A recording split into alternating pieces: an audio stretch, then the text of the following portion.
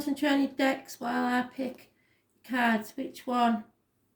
Wisdom, Lightworkers, Goddess and Aboriginal. If you can't decide, have them all. Why not? One card, Spirit, please. Each deck, starting with the Wisdom deck. One card.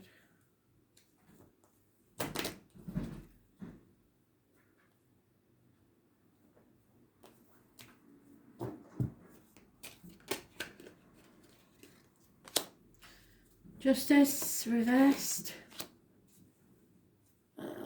Moon, reversed. Lovers, reversed.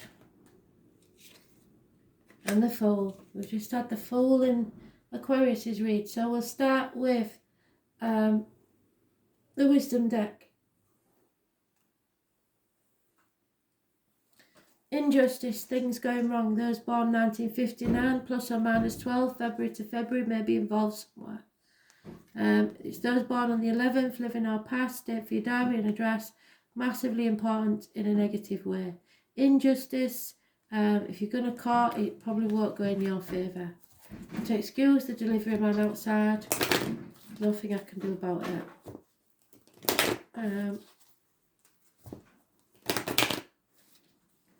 So, the most important thing is those born on the 11th, living or past, date for your diary and address, massively important in a negative way. The Winged Wise Ones, the number 34. So 34 may be important to you in some way.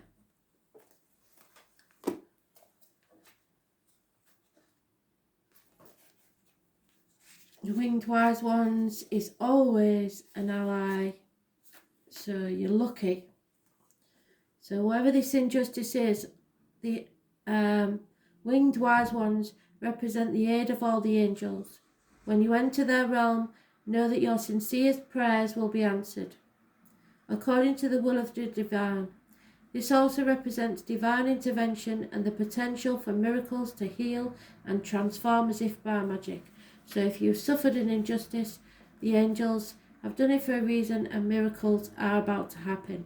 Have faith, whatever your circumstances. Heavenly beings are watching over you. The Winged Wise One gives you a glimpse of the future by offering messages whispered on the wind. These are translated within you as inspired thoughts, instantly unraveling the past and revealing the present. So an aha moment. Be aware of the higher consciousness in you. This is a good time to observe your thoughts through meditation. Who is observing those thoughts? That self is akin to the Winged Wise Ones, who have come to help you soar. Remember, there's no such thing as a coincidence as far as spirit are concerned. So you may come up against a lot of coincidences. Take heed of those. So, the Aboriginal deck. We have the Fool. It's my Dick Whittington card. He is sometimes a man of no fixed abode.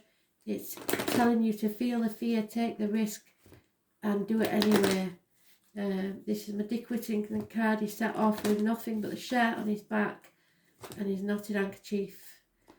And he was laughed at as he left for the streets of London that he believed were paved with gold. He got there and realised his mistake and felt the fool, but persevered with his dreams and became the Lord Mayor of London anyway. So, could be a man of no fixed abode, a female of no fixed abode.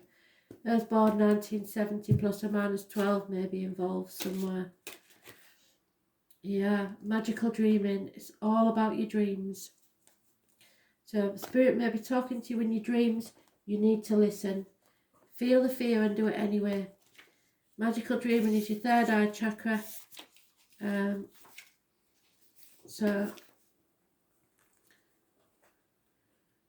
Dreaming is the path in which we travel during our journey and in this past lifetime. After our dreaming may follow a similar track lifetime after lifetime in different bodies and different countries, but still covering familiar territory. Having the courage to travel tracks less travelled is what our dreaming is really about. So being the fool, taking the risk, feeling the fear and doing it anyway. Allowing your soul to have a different experience is the way in which we grow emotionally and spiritually. Without new experiences, our souls will continue on the same dreaming over and over again. In Aboriginal culture, our dreaming marks the tracks in which we've travelled from season to season to find food and attend ceremony. Over time, Mother Earth insists we make changes to our dreaming and presents us with drought, flood and fire, and blocks the direction of our journey, preventing us from moving forward. Like the changes in our ancient dreaming, we need to learn to adapt to what is happening, and if needed, change the direction of the path in which we are travelling. It's time to look closely at changing your dreaming and journey in an alternative direction. You have been walking this well-worn track for too long and nothing has changed or improved. Change the direction of your dreaming and experience life on a different track. You'll be amazed at the emotional and spiritual growth you will experience on your new journey into the future.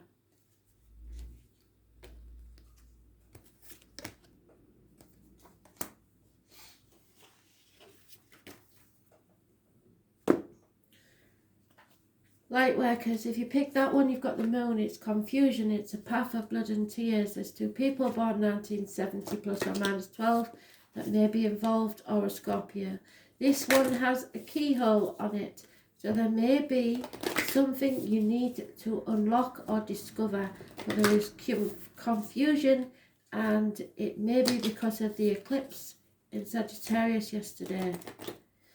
So there's a lot of confusion going around.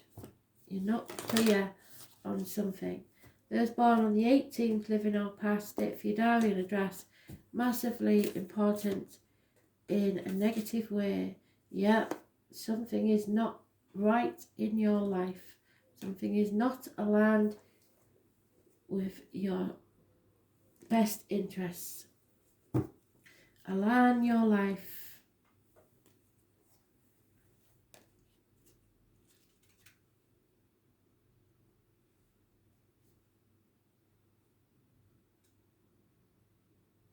Number 34. 34 keeps coming up. Must be important for a reason. So you're confused. What is not aligned in your life and needs to change? What in your life is no longer in alignment with who you truly are? We are cyclic beings in a constant state of change, of evolution, of growth. Change is one of the only certainties of life. When you resist your cyclic nature, you resist life and feel stuck. Many of us have learned to be who the world wants us to be, but now you're torn between what you should do and what you want to do. There comes a time when it is harder to hold on to the facade than it is to embrace who we truly are, to surrender to how we have changed and align life to that way of being. If you pulled this card, you are being called to let go of who you once were or the things that you once defined yourself by. The job, the relationship, the mask you wore, and to embrace who you truly are now. To courageously step into the person that you came here to be in full authenticity, to embrace your weirdness and your uniqueness. Perhaps you've outgrown some relationship or circumstance, and it's time to reassess and bring all the parts of your life into alignment so they are congruent with who you truly are today. What in your life is not aligned or needs to change? Something's not right.